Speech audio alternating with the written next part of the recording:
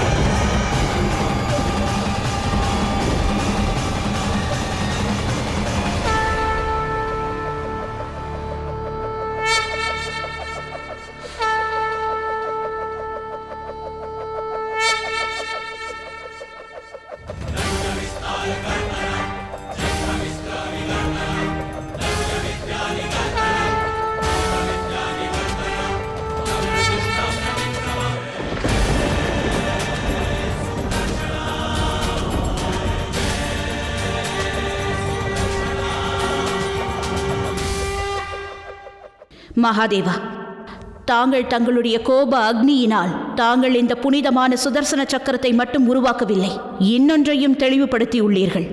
இந்த சுதர்சன சக்கரம் பிரபஞ்சத்தில் உள்ள தீய எண்ணங்களையும் தீமைகளை மட்டும் அழிக்காது, மாறாக ஒரு புதிய பார்வையை உருவாக்கும். அதன் மூலம்தான் ஒருவரால் வாழ்க்கையின் இறுதி உண்மையை அறிந்து கொள்ள முடியும். அது ஒருவருக்கு புதிய வழியையும் ஒளியையும் காட்டும். இந்த பிரபஞ்சத்தில் உள்ள தீய வழிகளை நல்வழியாக மாற்றக்கூடியது இந்த சக்கரமாகும். இந்த சக்கரத்தை உருவாக்கும் சக்தியை கூட நான் தங்களிடமிருந்துதான் பெற்றுள்ளேன். தாங்கள் தானே கூறினீர்கள், எங்கு சிவம் இருக்குமோ அங்கு சக்தி இருக்கும் என்று.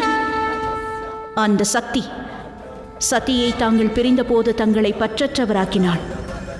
சதியின் மரணத்திற்கு பிறகு இதே சுதர்சன சக்கரத்தினால்தான் சதி பஞ்ச தத்துவங்களில் இணைந்து விட்டாள். அதன் பிறகுதான் சதியின் மோகத்திலிருந்து தாங்கள் விடுபட்டீர்கள். உண்மையில் தங்களிடமிருந்து வெளிப்பட்ட சக்தி தங்கள் கோப அக்னியிலிருந்து தங்களிடமிருந்து விலகி ஜலந்தரின் வடிவம் எடுத்தது. அந்த சக்தி மீண்டும் இணையும் நேரம் வந்துவிட்டது. அந்த சக்தியானது தங்களுடனேயே இணைந்துவிடும் மகாதேவா. ஆகையினால் இந்த சுதர்சன சக்கரமே இந்த பிரச்சனைகளுக்கான தீர்வாக இருக்கும்.